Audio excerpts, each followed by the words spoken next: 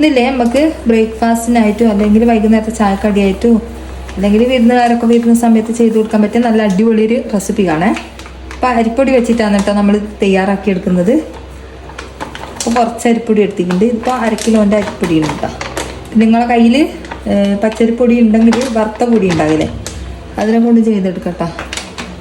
അതിനെ കൊണ്ട് ചെയ്യുന്നതായിരിക്കും ഒന്നും കൂടി നല്ലത്. അപ്പോൾ നമുക്കൊന്ന് കുഴച്ചെടുക്കണം. നമുക്ക് ഇതിലേക്ക് കുറച്ച് ഉപ്പിട്ട് കൊടുക്കാം. പാത്രമുള്ള ഉപ്പ് ചേർത്ത് കൊടുക്കാം. ഇനി ഇതിലേക്ക് നമുക്ക് വേണ്ടത് ചൂടുവെള്ളമാണ്. അധികം നല്ലോണം തിളച്ചുകൊണ്ട ഒരു പാകത്തിലുള്ള ചൂട് ഇട്ടാൽ, എന്നാലും കൈ തൊടാൻ പറ്റാത്തൊരു അത്ര ചൂട് വേണം. ഇത് നമുക്കിതൊന്ന് കുഴച്ചെടുക്കാം. കുറേ വെള്ളം പാരില്ലേ, കുറച്ച് മാത്രം വെള്ളം ഒഴിച്ചിട്ട് നോക്കിയിട്ട് ഒഴിച്ചാൽ മതിയേ. ഇത് നല്ലോണം ഒന്ന് കളന്തി കൊടുക്കുന്നുണ്ട്. ഇതേപോലെ വെള്ളം കൂടുതലാണെന്ന് വെച്ചാൽ കുറച്ചും കൂടി പൊടി ഇട്ട് കൊടുത്താൽ മതി കേട്ടോ, കുഴപ്പമില്ല. വെള്ളം കുറവാണെന്ന് വെച്ചാൽ കുറേശ്ശെ വെള്ളം ഒഴിച്ചിട്ട് ഒന്നും കൂടി കുഴച്ചെടുക്കാം.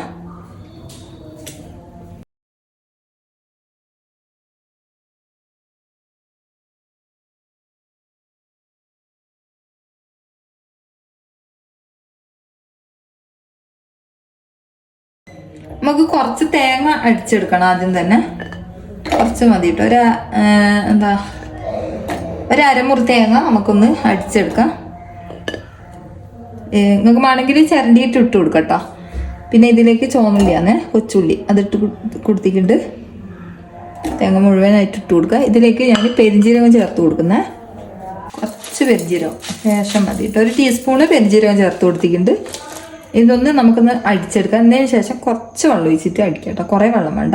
അടിച്ചതിന് ശേഷം കേട്ടോ കുറച്ച് മഞ്ഞൾപ്പൊടി ഇട്ട് കൊടുത്തിട്ടുണ്ട്. എന്നിട്ടാണ് ഇത് അടിച്ചെടുക്കേണ്ടത്. ആദ്യമൊന്ന് നമുക്കിതൊന്ന് ഒന്ന് ക്രഷ് ചെയ്തെടുക്കാം. ഇതിന് ശേഷം കുറച്ച് വെള്ളം ഒഴിച്ചിട്ട് ഒന്ന് അടിച്ചെടുക്കാം. അപ്പോൾ ഇതാ നമ്മളിത് അടിച്ചെടുത്തിട്ടുണ്ട്. ഇതിലേക്ക് കുറച്ച് വെള്ളം ഒഴിക്കട്ടെ. ചൂടുവെള്ളമില്ലേ, അത് എന്നാന്ന് ഒഴിക്കും. കുറച്ച് മതി കേട്ടോ. വെള്ളം കൂടി പോകാൻ പാടില്ലേ. നമ്മൾ ഇതിലേക്ക് ഇട്ട് കൊടുക്കാം. കൊഴിച്ച് കൊടുത്തിട്ട് കുഴയ്ക്കുന്നുണ്ട്. മാവ് നല്ലോണം തന്നെ ഞാൻ ഇവിടെ കുഴച്ചെടുത്തിട്ടുണ്ട്. ഇനി നമുക്ക് ഇതേപോലത്തെ ഒരു ആവിച്ചമ്പ് വെച്ച് കൊടുത്തിട്ട് അതിലേക്ക് ഒരില വെച്ച് കൊടുക്കാം. എന്നിട്ട് കുറേശ്ശെ മാവ് എടുത്തിട്ട് ഇതേപോലെ ഒന്ന് ഉരുട്ടി കൊടുക്കുന്നുണ്ട്. എന്നിട്ട് ഇതേപോലെ ഒന്ന് ഷേപ്പാക്കി കൊടുക്കട്ടോ. ഇതേപോലെ ഞാൻ നീളത്തിലൊന്ന് ഉരുട്ടി വെച്ച് കൊടുക്കുന്നുണ്ട്. കുറേശ്ശെ മാവ് എടുത്തിട്ട് ഞാൻ ഇതേപോലെ ഒന്ന് ഉരുട്ടി കൊടുക്കുന്നുണ്ട്. ഈ ഒരു ഷേപ്പിലാണ് കേട്ടോ ഞാൻ ഉരുട്ടി കൊടുക്കുന്നത്. അപ്പോൾ അത് ഇതുപോലെ ഉരുട്ടി കൊടുക്കാൻ പറ്റുന്നില്ലെങ്കിൽ ഇതേപോലെ കൈൻ്റെ അടിയിൽ വെച്ചിട്ട് ഉരുട്ടാൻ പറ്റുന്നില്ലെങ്കിൽ ഇതേപോലെ പ്ലേറ്റിൽ വെച്ചിട്ട് ഇതേപോലെ ഒന്ന് ഉരുട്ടി കൊടുത്താൽ മതി കേട്ടോ. കുറച്ച് നീളം കൂടുകയെന്ന് വെച്ചാൽ ഒന്ന് കട്ട് ചെയ്തിട്ട് വെച്ച് കൊടുത്താൽ മതിയേ. അധികം കട്ടി വേണ്ട കേട്ടോ, കുറച്ച് കട്ടിയിൽ നിന്നോട്ടെ, ഇത്രയും മതിയാവും. ഇനി ഇത് നമുക്ക് ഓരോന്ന് ആവിച്ചമ്പിലേക്ക് വെച്ച് കൊടുക്കാം. ഇതൊരു 10 മിനിറ്റ് നമുക്ക് ആവി കയറ്റിയെടുക്കാം. ആ ഒരു സമയം കൊണ്ട് നമുക്ക് ഇതിലേക്കുള്ള മസാല ഒന്ന് തയ്യാറാക്കിയെടുക്കാം. പിന്നെ നമ്മളെ വീഡിയോ കാണുന്നവർ വീഡിയോക്ക് മറന്നു പോകാണ്ട് ലൈക്ക് അടിച്ചേക്കണേ. എന്തെങ്കിലും ഒരു കമൻറ്റ് ഇടണേ. കമൻറ്റ് ഇടാൻ എല്ലാവർക്കും മടിയാന്ന് തോന്നുന്നു. അപ്പോൾ എന്തെങ്കിലും ഒരു കമൻറ്റ്, ഹാർട്ടോ സ്മൈലോ എന്തെങ്കിലും ഒരു കമൻറ്റ് ഇട്ടാൽ മതിയേ. കുക്കറിലേക്ക് കുറച്ച് വെളിച്ചെണ്ണ ഒഴിച്ച് കൊടുത്തതിന് ശേഷം അതിലേക്ക് നമുക്ക് വലിയ ഉള്ളി ചേർത്ത് കൊടുക്കാം. ഞാനിപ്പോൾ 1 ഉള്ളിയാണ് കേട്ടോ എടുത്തത്, അധികം ഉള്ളി വേണമെന്നില്ല. ഇതൊന്ന് കളർ മാറുന്നത് വരെ ഒന്ന് വഴറ്റി കൊടുക്കാം. നല്ലോണം ഒന്ന് കളർ മാറി വന്നോട്ടെ കേട്ടോ. അതുവരെ ഒന്ന് വഴറ്റി കൊടുക്കാം.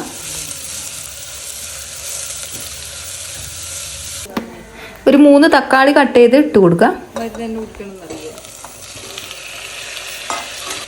ഇതിലേക്ക് ഇഞ്ചി വെളുത്തുള്ളി ഇട്ട് കൊടുക്കുക. എന്നിട്ട് നല്ലോണം തന്നെ വഴറ്റി കൊടുക്കുക. ഇതിൽ പച്ചമുളകും കൂടി ചേർത്ത് കൊടുത്തിന് കേട്ടോ. എരിവിന് ആവശ്യമായിട്ടുള്ള നിങ്ങൾക്ക് എത്ര വേണ്ടതെന്ന് വെച്ചാൽ അത്രയും ചേർത്ത് കൊടുക്കുക. 1 ടീസ്പൂൺ അളവിൽ മുളക് പൊടി ഇട്ട് കൊടുക്കുക. പിന്നെ ഇതിലേക്ക് മഞ്ഞൾ പൊടിയാണ്, കുറച്ച് മാത്രം മതി കേട്ടോ, 1/2 ടീസ്പൂണ്. പിന്നെ 2 ടീസ്പൂൺ അളവിൽ മല്ലിപ്പൊടിയും കൂടി ചേർത്ത് കൊടുത്തിട്ടുണ്ട്. എന്നിട്ട് നല്ലോണം തന്നെ വഴറ്റി കൊടുക്കുക. ചിക്കൻ ചേർത്ത് കൊടുത്തിട്ട് കുറച്ച് വെള്ളം ഒഴിച്ച് കൊടുക്കുക. ഇനി ഇതിലേക്ക് പാകത്തിലുള്ള ഉപ്പും കൂടി ചേർത്ത് കൊടുത്തിട്ട് ഒന്ന് വേവിച്ചെടുക്കാം. എന്താ നമ്മുടെ മസാല ഇവിടെ റെഡി ആയിട്ടുണ്ട്. നമുക്ക് മല്ലിച്ചപ്പ് ഇട്ട് കൊടുക്കാം. അപ്പോൾ ഇതാ കുറച്ച് ഗരം മസാലപ്പൊടിയും കൂടി ഇതിലേക്ക് ചേർത്ത് കൊടുക്കുക.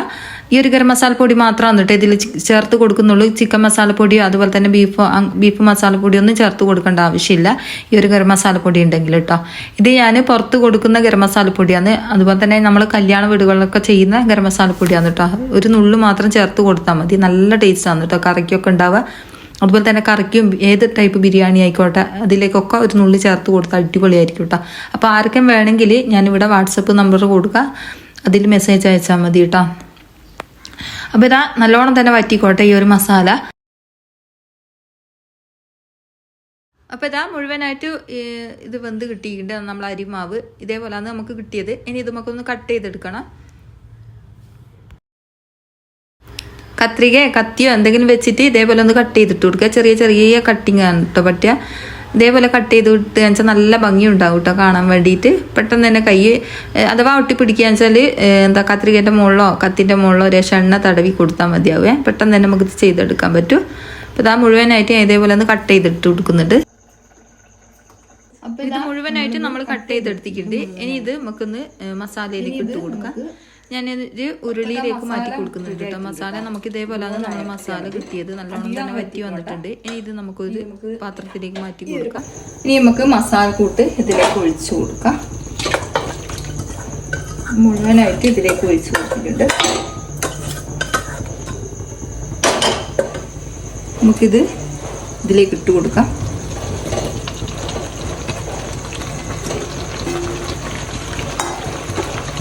എന്നിട്ട് നല്ലോണം തന്നെ മിക്സ് ആക്കി കൊടുക്കാം. ആ ഒരു മസാല എല്ലാ ഭാഗത്തും ആയിക്കോട്ടെ കേട്ടോ. കുറച്ച് കറിവേപ്പിലുണ്ടെങ്കിൽ നല്ലോണം ഇട്ട് കൊടുക്കാം കേട്ടോ. കറിവേപ്പിലയും കൂടി ഇടുന്ന സമയത്ത് നല്ല ടേസ്റ്റ് കൊടുക്കും.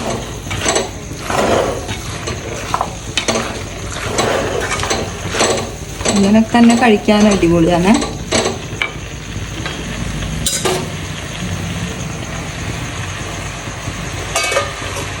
ഇതിലേക്ക് കുറച്ച് ചൂടുവെള്ളം ഒഴിച്ചിട്ട് ഇതൊന്ന് വറ്റിച്ചെടുക്കാന്ന് ചെയ്യുന്നത്. ഇതുപോലെ ചെയ്യാത്തവരുണ്ട് ചെയ്ത് നോക്കിട്ടോ, എന്തായാലും നിങ്ങൾക്ക് ഇഷ്ടാവോ. അപ്പോൾ ഇത്രയേ ഉള്ളൂ ഇന്നത്തെ വീഡിയോ.